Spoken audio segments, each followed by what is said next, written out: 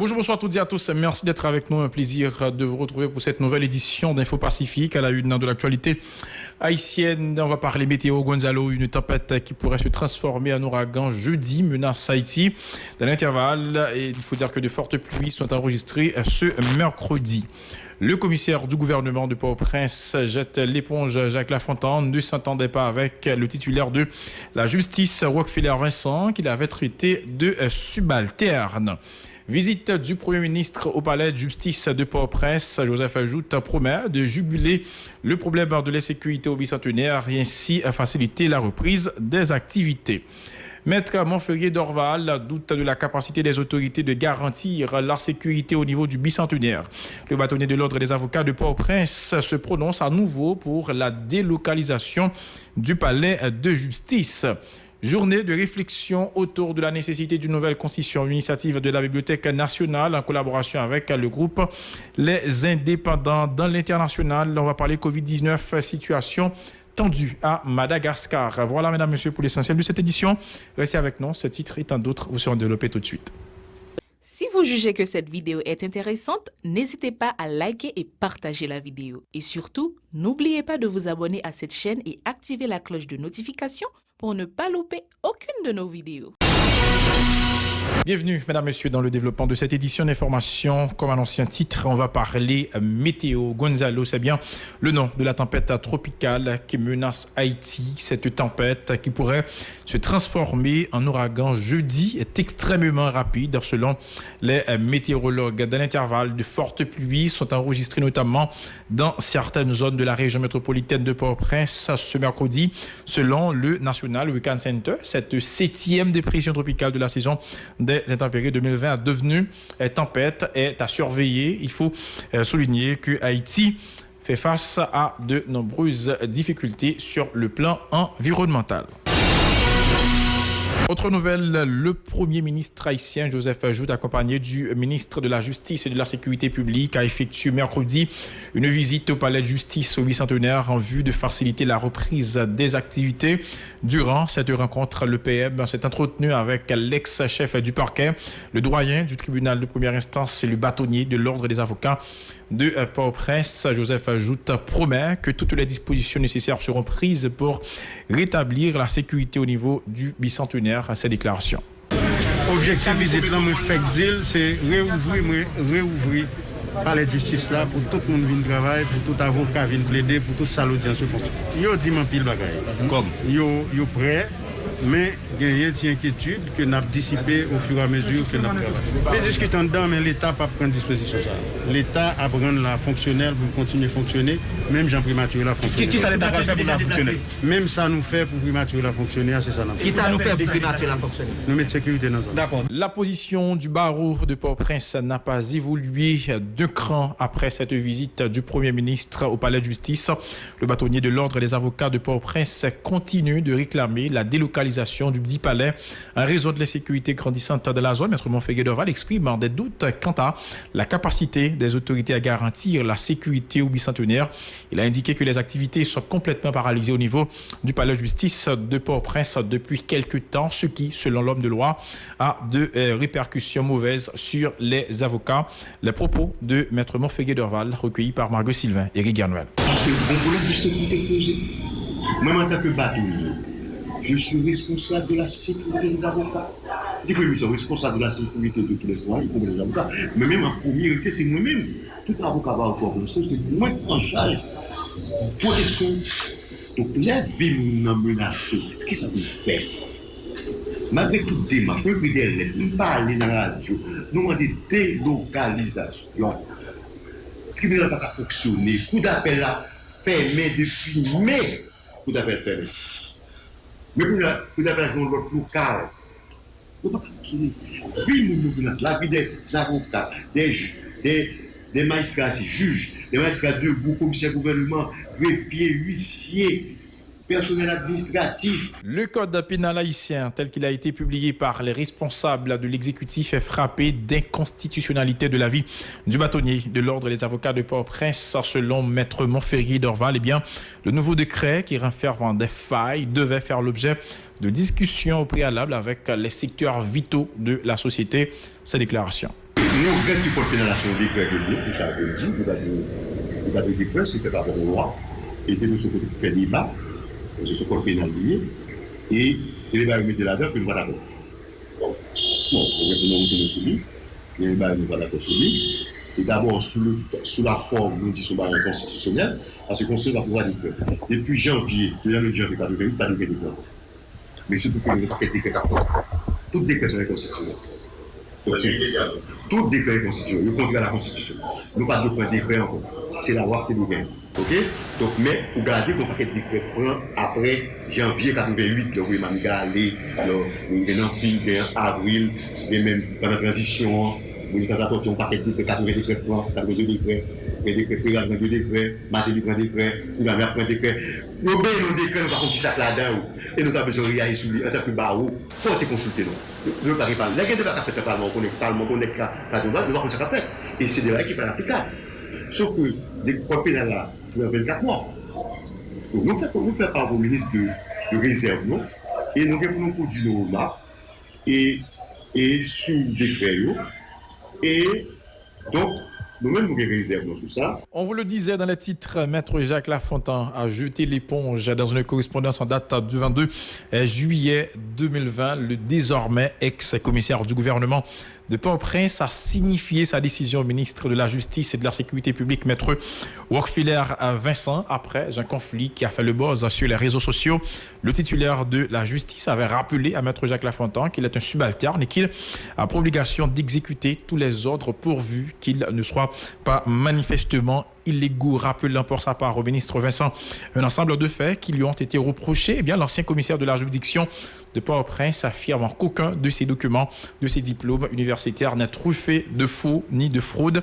Plus loin, se référant au conflit qui les oppose, eh bien, il souligne pour le ministre de la Justice qu'un conflit relevant du droit de la propriété relève du tribunal civil.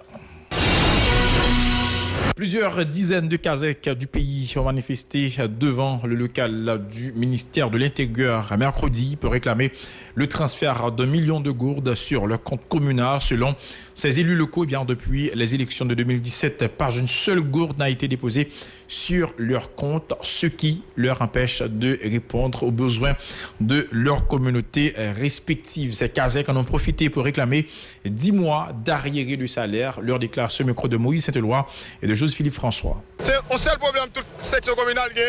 Aujourd'hui, nous venons et nous fait nous signer une planification pour 731 000 gouttes. Et là, nous venons 731 000 gouttes, nous fait nous signer, nous tous signer, nous pour le projet aller. Mais nous vivons sous 3 phases. Ça veut dire multiplier 731 000 gouttes par 3. Aujourd'hui, nous allons nous gouttes. Et nous devons nous, moi salaire nous, 10 mois. Nous disons nous avons nous aucun mois. Ça veut dire nous fait nous prendre. Et quand il pas m'éclairer, marcher dans la section communale, chita paysan, fait une liste, venir aujourd'hui, rien pas marcher. Et il dit, nous 3 polices section communale, nous allons, nous baillons liste, rien pas marcher. Nous arrivons dans phase comme si section vient nous garder nous comme commentaire et nous passons. Et président connaît, ministre connaît, tout le monde connaît, il y a plusieurs Kazakhs qui arrivent victimes qui mourent. C'est comme si son cabrit qui mourent, c'est comme si son t-shirt mourut dans l'arrière. Personne ne peut dire rien. Depuis en 2017, nous élus, ils te promettent nous, d'après ça qui est écrit sous loi Kazakh, chaque section communale, chaque année, est supposé gagner 1 million de gouttes pour faire développement la caille. Et même nous allons sous 4e année, mandat nous pouvons jamais jouer comme ça. Président, ensemble avec le ministre, les nous monter. Notre palais national là, le président est réuni nous. Il dit nous là nous 3 agents et police communal qui pourrait aider nous avec section communale. Ça va jamais fait. L'idée nous a construit bureau pour nous, mais nous pral fini, mandat pral fini là. On est pas jamais marché. Il fait nous marcher prendre non paysans la caille nous sous prétexte la bayo courant 24/24. Ça nous le caille pas m'clairer. Jusqu'à présent caille tout le monde n'en fait noir. Par ailleurs, ces Kazakhs ont dénoncé l'indifférence de l'État qui n'est guère préoccupé par les sections communales ainsi qu'aux besoins des couches les plus vulnérables du pays. Ils disent avoir mené vainement plusieurs démarches auprès des autorités. On écoute. Nous n'avons pas rencontré avec le ministère parce que chaque fois que nous venons dans le ministère, il y a des délais pour nous foncer des bagages. Nous n'avons pas jamais rencontré le ministère parce qu'ils sont toujours cachés pour nous. Parce que nous avons des projets, nous faisons, ils ont plutôt fait des bagages en vase clos, artisans, au lieu que nous-mêmes des bagages pour nous jouer dans la section pour nous faire développement. Ou pas jamais mon ministre, comme si déplacé, même si c'est dans le département, pour la réunion à Kazek pour une problématique Kazek. Je ne dis à nous dire nous-mêmes, nous venons là pour avoir une explication claire sur l'argent fonds collectivité. Qui ça règle avec eux? Et par contre, Kazek pour être là, qui a un projet passé. Actuellement, il doit Kazek 10 mois. Il doit Kazek 10 mois. On a fonctionné en section communale. Il y a 3 Kazek, il y a 5 000 gouttes comme frais de fonctionnement. 5 000 personnes à Kazek loin et parce qu'il y a 10 mois, il va baoul. Comment Kazek a fonctionné? Dossier société de la nécessité d'une nouvelle constitution. Tel est le thème d'une journée de réflexion autour de la constitution haïtienne organisée par la Bibliothèque nationale d'Haïti en collaboration avec la direction nationale du livre DNL et le staff, les indépendants. Selon D'Angelo Niard, le directeur général de la BNH, la constitution est l'un des documents juridiques les plus importants de la nation. Il croit important de favoriser un débat avec l'implication de divers secteurs du pays. Plus de détails avec D'Angelo Niard au micro de Moïse Saint-Éloi et de Joseph-Philippe François. Constitution, il y a un débat pour elle est là. La bibliothèque reçoit des intellectuels. La bibliothèque reçoit des avocats, des étudiants, employés bibliothèque là tout. L'idée, c'est pour nous voir ensemble. Est-ce qu'il y a lieu, en effet, de l'amender ou pas? C'est une réflexion, ça, pour nous considérer qu'à permettre nous décider au plus haut niveau de l'État pour nous connaître est-ce que nous avons amendé ou bien est-ce que nous n'avons pas amendé. Et comme ça, une constitution, c'est un document qui est extrêmement important pour une nation. C'est le texte juridique fondateur de la République. C'est lui-même qui définit dans quel régime politique nous y est. C'est lui-même qui définit dans quel modèle social nous avons évolué, dans quelle architecture économique nous avons évolué comme société. Nous n'avons pas qu'à entrer dans la Constitution, nous avons demandé le constat d'un revers de main, demander en pile réflexion, demander pour nous rassembler les forces vives de la nation, pour nous rassembler les esprits de la nation, particulièrement les gens qui ont connaissance dans le droit constitutionnel, pour nous demander qui ça nous penser, est-ce qu'il y a lieu de l'amender ou pas. Et ça, c'est un geste extrêmement démocratique, extrêmement ouvert que l'État haïtien posait en organisant cette journée de réflexion qui sûrement annoncé une longue série de journées de réflexion sur même thématique-là. Le coronavirus continue de se propager dans le pays. À preuve, 46 nouvelles contaminations ont été confirmées par le ministère de la Santé publique et de la population pour la journée du 21 juillet dernier. Le MSPP rapporte également dans son 108e communiqué 3 décès supplémentaires portant à 154 le nombre total de pertes en vie humaine à date sur les 7146 cas de contamination enregistrés depuis le 19 mars dernier. 4095 sont déclarés guéris. 17 000 personnes sont en observation pour avoir été en contact avec des personnes malades.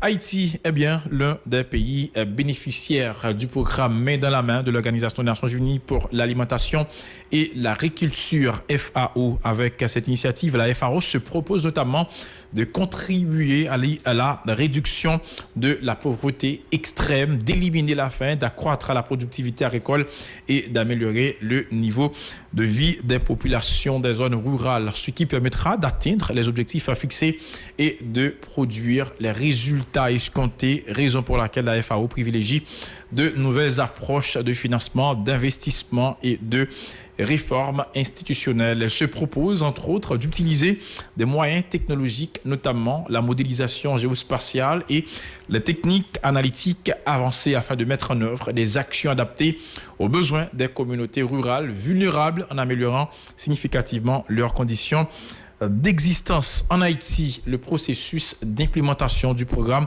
Main dans la main a débuté à travers une série d'actions entamées au cours du premier semestre de l'année 2020. Coup d'œil à présent dans l'actualité internationale. Nous allons nous rendre à présent sur le continent africain, particulièrement à Madagascar, pour parler de la Covid-19. Qu'est-ce qui se passe là-bas? Bien, c'est la confusion totale. La confusion semble régner au sommet même de l'État, alors que le ministre de la Santé malgache appelle à l'aide la communauté internationale. Salué un temps pour sa gestion efficace, le gouvernement malgache affiche désormais au grand jour sa division.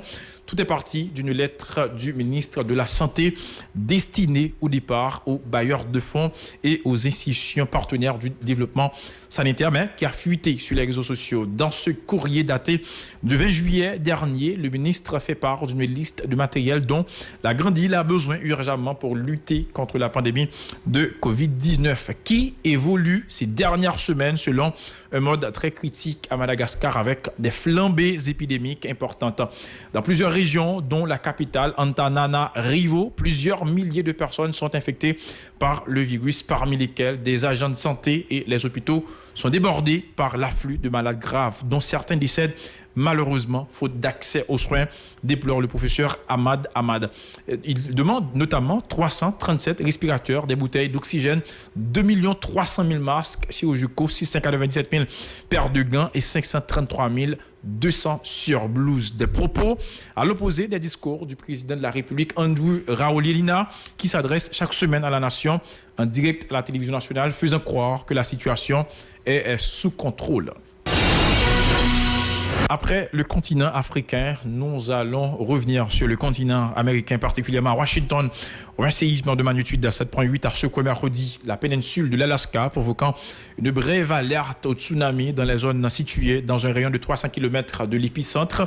Les sirènes ont retenti alors que les habitants de cet État américain ont été invités à gagner l'intérieur des terres ou à se réfugier dans des zones en hauteur. Selon les médias, le séisme s'est produit à 6h12 GMT à environ 800 km au sud-ouest d'Anchorage et quelques 90 km au sud-est de la localité de Perryville, a indiqué le Centre américain de géologie. Une alerte au tsunami pour la péninsule de l'Alaska et le sud de l'Alaska a par la suite été annulée, de petites vagues ayant seulement été signalées. Le tremblement de terre a été ressenti à des centaines de kilomètres à la ronde et a été suivi par plusieurs secousses secondaires, la plus forte du magnitude de 5,7. Aucune victime ni aucun dégât n'ont été rapportés dans un premier temps, selon les médias américains.